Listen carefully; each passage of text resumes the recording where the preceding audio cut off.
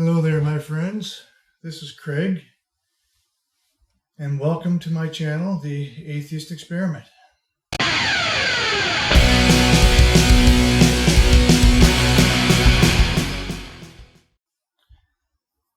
I'm sorry it's been a long while since I've posted a video, but I have not been doing well. Turns out I'm one of the 1% that gets the worst of the possible side effects that comes with this treatment. I've had overwhelming nausea, fatigue, constipation, debilitating vertigo, and I've lost around 40 pounds, and I'm just generally weak all the time. Just to stand up to go and do something is exhausting sometimes. But that's just the mild part of it, it turns out.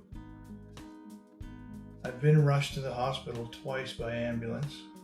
The first time, not too serious. I was just having some extreme vertigo, and I couldn't get to one of my appointments, and no one was able to help me to the car because I was just impossible to help me move because I was just falling down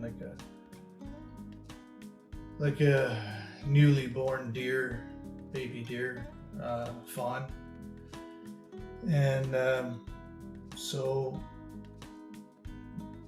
it was so bad that people got scared, so they called an ambulance and they took me into Emerge, and then they took me up to the cancer ward from there, and I was able to continue my treatments there. I stayed in there for 5 days, and I guess side effects to everything I'm on has caused me to have a very easy time to get dehydrated.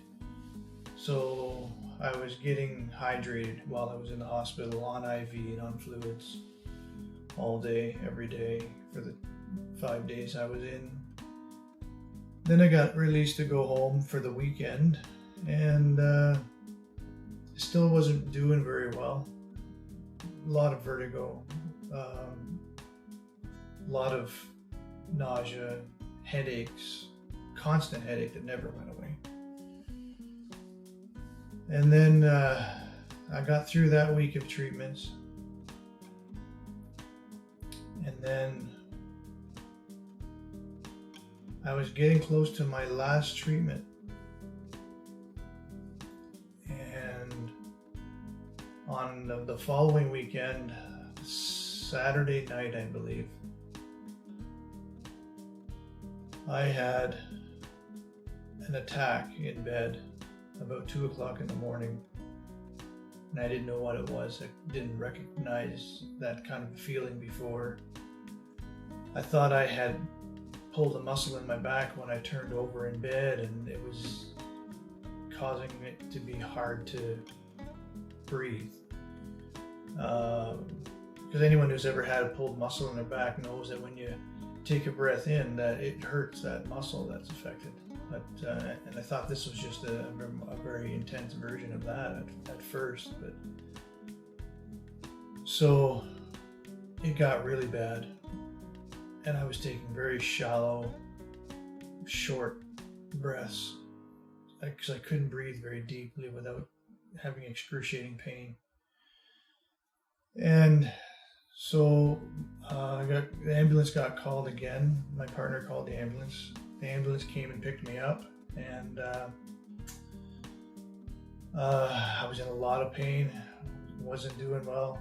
They got me to Emerge, and because of COVID-19, they don't have the standard Emerge rooms. They have like this, it's almost like an army war scenario type shelter set up next to Emerge.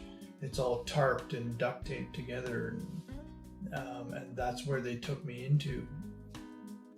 I wasn't in the hospital, I don't think. It seemed the way the wind and the air was moving around me, it felt like I was outside in a tent, but maybe it was just a very drafty shed of some kind. I don't know. I couldn't see. I never saw where I was, but my surroundings were very unusual for what I expected for going to emerge. But because of the COVID-19, I was quarantined because of my condition in this special area that they had set up. And I stayed in that room for what seemed like an eternity. I don't know how many hours it was, but I know that it happened around 2 or 3 in the morning by the time I got to the hospital. And by the time they finally moved me out of Emerge and started treating me, because they couldn't treat me until doctors saw me, and of course there's a big lineup at Emerge of cases, and maybe mine didn't seem that serious to them because it's just a pulled muscle, or who knows why I sat in that Emerge room for so long. But I know that the sun came up, so I know it was at least 5 to 6 hours that I was in that room with my eyes closed, doing a very scary, shallow, short breath. And I've thought about it a lot since I came back, and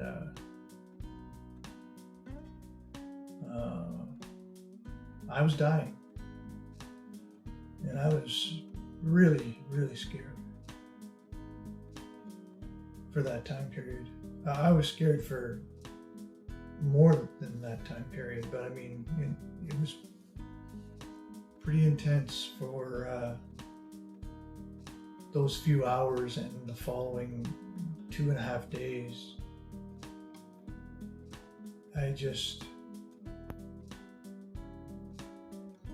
I couldn't breathe for 2.5 days. It was a very intense, almost like I was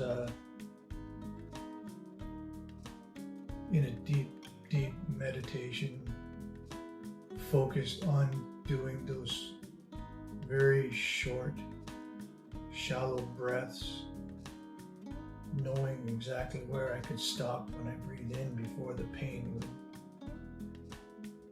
would be so intense that it would make me cry out.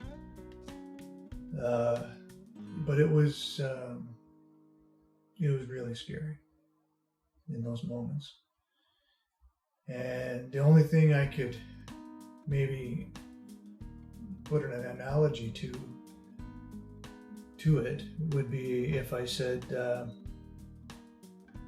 imagine you're laying in a puddle and only your lips and your nose are sticking out of the water, and there's a 200-pound man standing on your chest at the same time, and it hurts with every breath, and you have to stop thinking about anything else and only focus on perfect breathing, because it felt like one wrongly placed drop of saliva in that tiny little area, it felt like that I had to breathe, would be enough to choke me to death. And so that went on for 2.5 days. And it's been a long recovery coming out of it. Like every week, I can breathe a little bit deeper again. And when I first came home from the hospital, I was in the hospital for 7 days with that one. And again, I came home and I was on IV and all kinds of medications, and they kept switching the medications, trying this and trying that to make me comfortable because I was in a lot of pain. And I wasn't eating very well.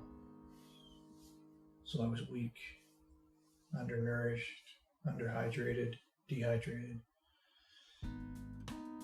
So the recovery was coming home from that has been slow, and that's why I haven't been able to put out another video until now. I just finally feel like I have the strength and the mental capacity to put that out, to put this video out.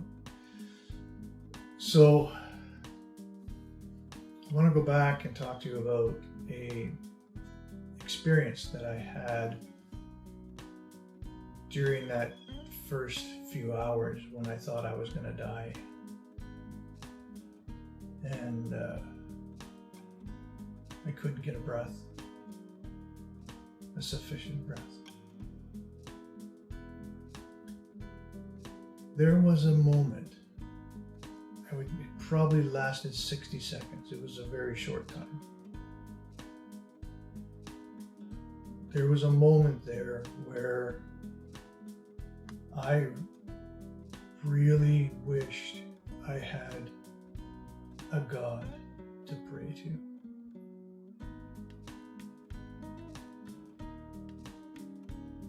And I surprised myself because it's not that I started to believe in a God. I wished for a moment that one actually existed and that there was some nice place I was going to go.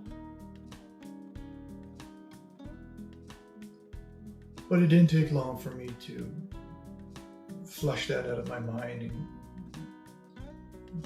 just get back to trying to be me, the pragmatic atheist.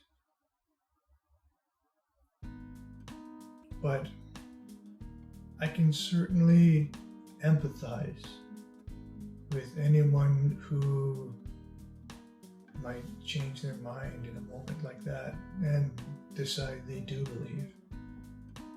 It's a very humbling experience to almost die.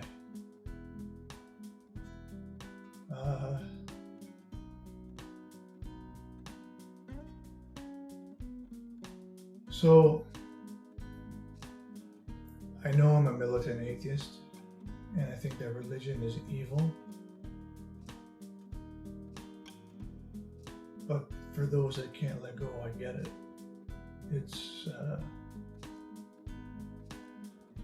It takes a lot to let go of something that you've believed all of your life. So that's my experience. It was pretty profound for me, and I'm not rethinking my atheism versus any religion that might take the place of that. I'm not. But I certainly do understand just a little bit better. I mean, I think I always understood, but I understand now just even a little bit more how difficult it is for a person to let go of their religion when there's this promise of a better place after death, because I'm not afraid of death exactly, but there are fearful moments of,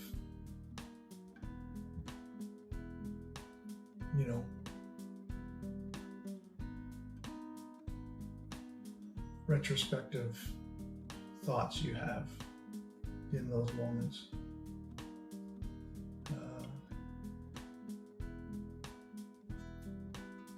So anyway, I think I'll wrap it up there, and I'll just finish off by saying one more evil that I think is the fault, most completely the fault of the church, and that is all those wasted Sundays. Just think, all those hours spent doing stuff for something that you later in life are going to know is ridiculous and silly. You could have been doing something different. You could have been making a difference in the world in some more humane way. But anyway, all those wasted Sundays. That's all I got to say about that. Thanks for watching, and I hope that this helps anybody in any way. Maybe you can relate in some way. If you want to leave some comments, I'd be happy to see them. And I'm wishing you well. Thanks. Bye.